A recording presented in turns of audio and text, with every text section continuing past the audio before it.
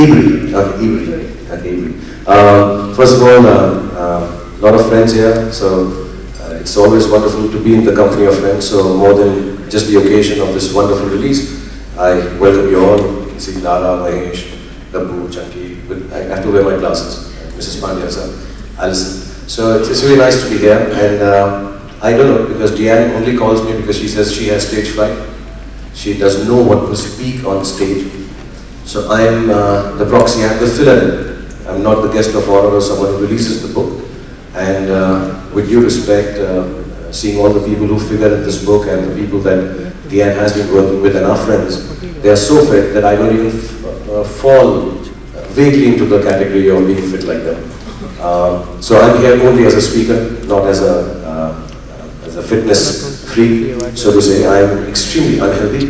I have very, very bad habits, and I suffer from a lot of injuries, whether I like it or I don't. I keep doing it to myself.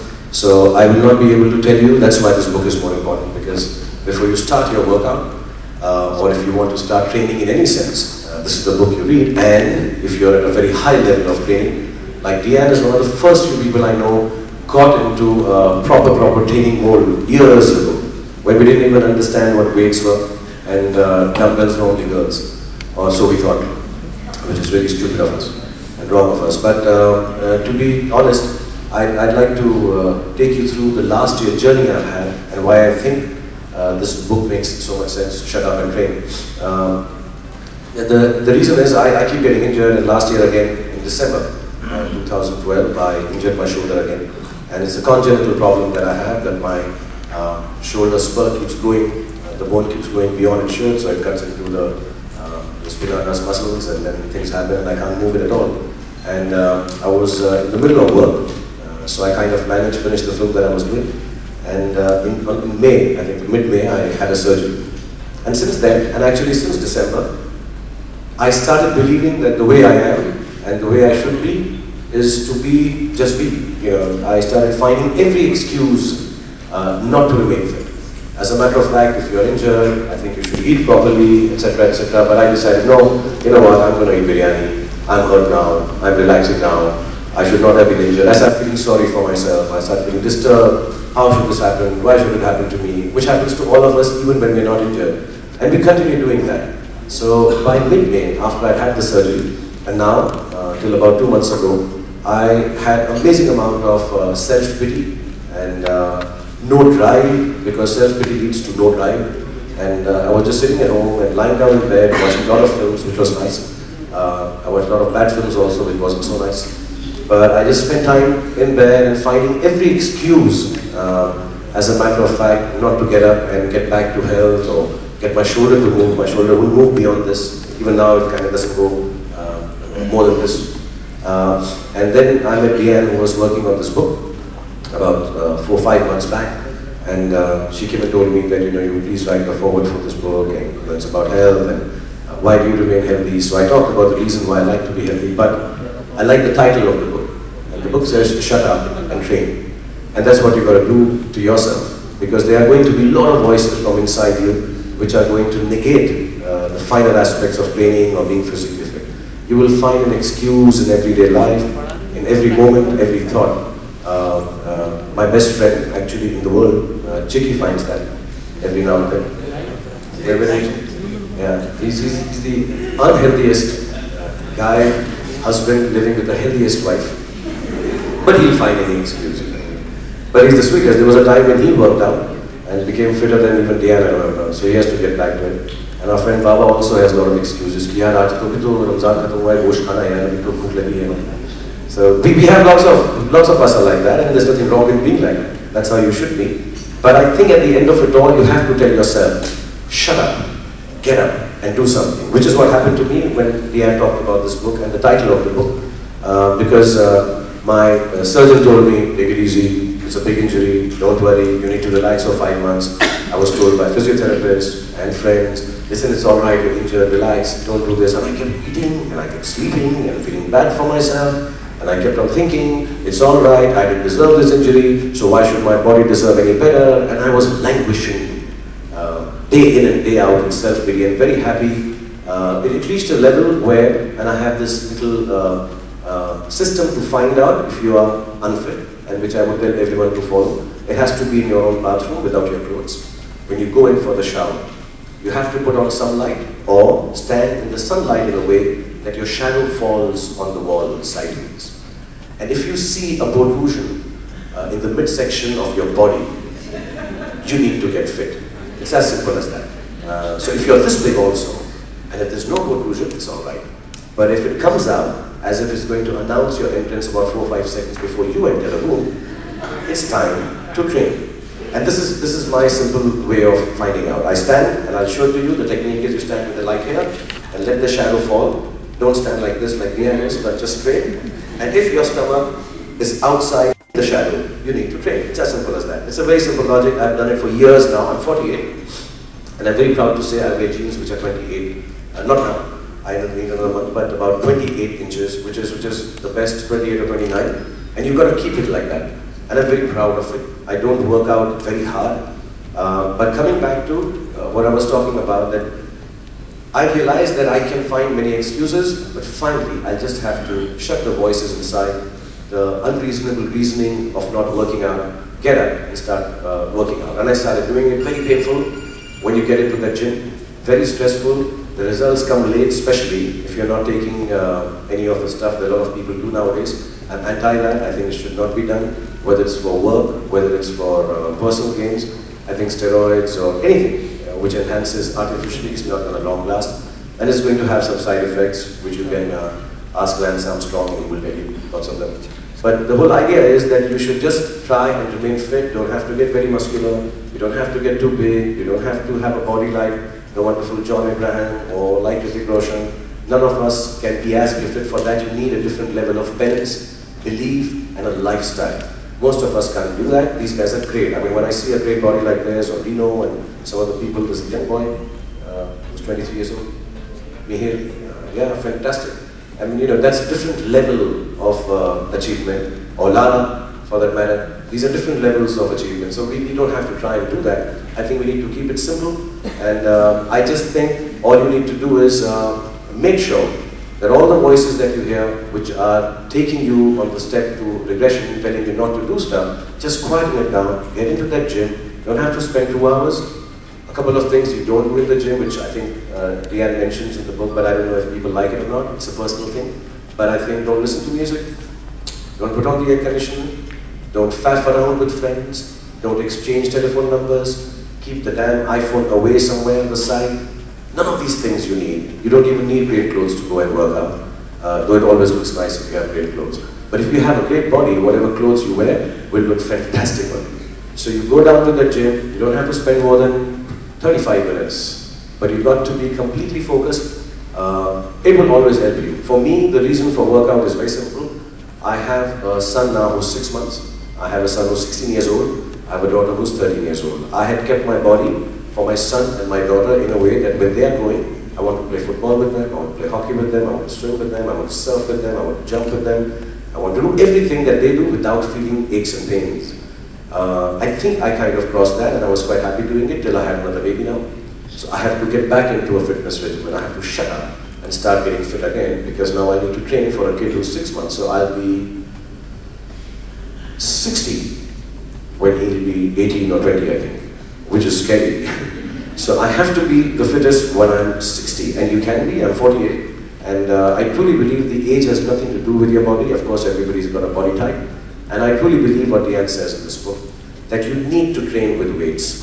Weights does not mean 320-pound bench pressing with strange sounds. You don't need to take out any sound. Whatever weight you can lift, just lift it more often than you did yesterday, and think of doing it more often the next day. So I think it's very simple, very basic, and I think books like this become important, because when I started working out first time for Dirty Disco, a movie I was doing, a song, I didn't know how to go about it, and there were books, there were friends. The names that I mentioned of all the actors and actresses, that, you know, I asked them how do they train, and, you know, I stuck a picture of Bipasha Basu on the wall. I'm like, this is it. So you have to, I was fortunate enough to have friends who've been working out, including Deanne, who was the biggest inspiration. And I said, you know, tell me, what do I do? And she said, You just do basic stuff and just lift some weights. And I understood that concept. I understand it now. I mixed my training with a lot of stuff, but I do lift weights because the simple logic is unless you have muscle, you will not be able to burn the fat in your body. A lot of people say, बस चल लो थोड़ा सा, हम सैर करने के लिए promenade पे निकल जाएंगे, ठीक हो जाएगा, 40 मिनट में walk करता हूँ. Believe you me, that walk is rubbish. It does not do anything for you as far as physical fitness. It feels good, it's very nice, you can listen to music, and it's really nice for breathing fresh air. But I think finally, if you want your body to be fit, you have to cut your fat with muscle. So weight training is extremely important. In this book, there are lots and lots of exercises. What you can do if you are a starter, and what you can do if you are at the highest of level, because just now I found out from Deanne that we believe, and I believe that, our core is here. Deanne just told me every muscle actually has a core, and you need to work the core of each and every muscle for it to be working at the optimum. So small, and we don't need to know that, Mihir needs to know that, and John needs to know that. We just need to know the beginning part of it. And if you decide, and if you plan, and if you think right, which all is actually written beautifully in this book. It's very simple, very straightforward. I haven't read the whole of it, but I've read parts just now and before when Deanne was publishing it. And I think it's a great help. And it's going to be something that will inspire you too. There is a section on injuries, which is very fruitful for all of us. We do get injured, at least in my line of work or in sports. There are portions on nutrition, which are fantastic. And I think an overall holistic approach, as Shahrukh and Caroline just mentioned, it does have this holistic approach that you guys can look at, figure it out, while you're reading, start the workout, because one way one of the excuses not to work out could be this book actually. I will start my workout after I finish reading this book. No, so you'll have to start working out and read it simultaneously. And I'm extremely grateful to Deanne for thinking that I'm fit enough to be a part of this launch. I'm extremely happy that it inspires me that at the age of 60 I have the best body in the world. I want to challenge Arnold Schwarzenegger and Sylvester Stallone. I want to have the greatest body. I really believe that. One last thing, because I've spoken too much. Is it enough?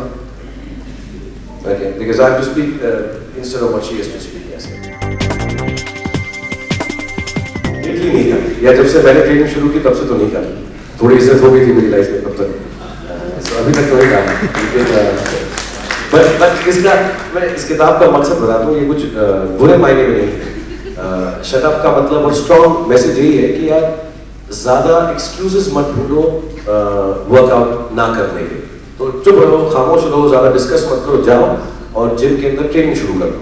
So on that level I think Diane ने मुझे बोला हुआ है, मेरे खुद के trainer हैं प्रशांत, वो मुझे बोलते हैं, मैं I finish shooting at about 10-11 in the night. I come back home, I put the kids to sleep, I have dinner, spend time with the family, और उसके बाद 2:30-3 बजे मैं वर्कआउट करता हूँ हर रोज. और वो जो ट्रेनर है वो इतने अच्छे हैं प्रशांत कि वो आके 12 बजे मेरे घर में सो जाते हैं. और मैंने उनसे कई बार बोला, यार प्रशांत तो थक जाता है. इसे नहीं, होल आइडिया है कि जब वक्त मिलेगा हम ट्रेन करेंगे और आप बिल्कुल चुप रहो, एक्सक्यूज मत ढूंढो, नीचे आओ और ट्रेन करो. So I think on that level everybody tells me that you just have to keep quiet, go and train, do your work and get back. It feels very good, yeah. At the end of the day, if you can train, it is one of the nicest feelings, honestly. Smoking is awful. I think I sleep, my sleeping pattern is wrong. I think my eating habits, because of the work and the way I work, is completely. But also I think if there is regularity in that irregularity, it kind of works out. So I do sleep late, but I try to get that 4-5 hours of sleep. And I sleep very well, mashallah. And but yeah, I'd like to cut down on smoking. I'd like to give it up completely if possible. I would like to be more restful. And yes, but eating is okay. I've not been a much. I don't know. I'm sorry. This 4 times meal and 6 times meal and all this, I think is ayashi. I think just have your food, proper food. हमारे को बचपन से सिखाया गया था, अगर आप कर सकें, दस्तरखान. I don't know if you understand what a Dastarkhwan is. ज़मीन पे बैठ के खाते हैं. So if you sit down on the floor with your legs turned inwards and eat, 1/3 of your stomach gets compressed. So you never fill it fully, but you feel it's full. And I think to everyone, when you eat your food, you need to leave a little space. हम क्या करते हैं, stuff कर लेते हैं. So that's one thing that I totally believe in, that you should not take a second helping if you can help it. you just let little hunger remain. It always is good for health, I think. I could be completely wrong. I don't know the physiological, biological reasoning for this, but I have this belief that's how you should eat. But yeah, maybe drink a lot more water. I would like to regularly drink water and drink less coffee. And telling my list of bad habits it will be a book on its own. Here's wishing, just in case we don't meet till the end of the year, or every time we meet we'll do this. I wish everyone a very, very happy new year, 2014. I wish you happiness, and more than happiness, I wish you health. I think there is nothing more important than that, and I'm not saying it because we are on this platform. God bless you all with happiness and health. Sir, you have any special plans for that? For happiness and health? For New Year and Christmas. For New Year and Christmas. For New Year and Christmas. I spend time with my kids and family and everyone else. So, because those days are gone. There were times when we tried to go party hopping, and you end up having New Year in a traffic jam with strange people sitting next to you. So I have given up that habit. This party, New Year, and you're stuck in some dingy, dark corner with a person you don't know and say, "Hi Ramesh, Happy New Year to you," and you're hugging some lady, and you don't know. So I like to be at home and at rest, wherever that home is at that point in time. Sometimes we go out of the country, sometimes we stay. जहाँ पर हो सकता है, जैसे अभी हम Y में shooting कर रहे थे 2 महीने के लिए, so I did shift a part of the workout stuff there. अमूमन होटल में होते हैं जहाँ पर कहीं ना कहीं कोई ना कुछ जिम होता ही है, और अगर नहीं भी होता है, so we kind of create a clubhouse. At least in my shooting, this is what I do. मुझे ऐसा लगता है बहुत लोग अपनी shootings पे करते हैं लंबे hours में. They create like a common room which has a carrom, a table tennis, pool table, but they also have like a workout bench and stuff. And I normally now do request my trainer to come with me, and we make it like a fun thing. We'll ask 5-10 people. If you're working with a unit like Rohit Shetty, they're all solid working out guys, so you have to work out to keep up with them. But if you're working in a more sensitive environment where people are more poetic instead of working out type, then you have to figure out a space for yourself in the evening. And like I said, it doesn't require more than 30 minutes. So it's not like a huge chunk of your day. And at the end of the day, if you work out and take a bath, I think it makes you feel much nicer for the next day. And today, let me be very honest, in the film industry, I think 80 to 90% of the people, whether they are in the direction side or production side or talent in terms of acting, I think each one is very well aware of wanting to keep fit. So someone or the other wants to work out in the evening or in the afternoon. So we all join together and work out. So you don't hardly miss out on the workout.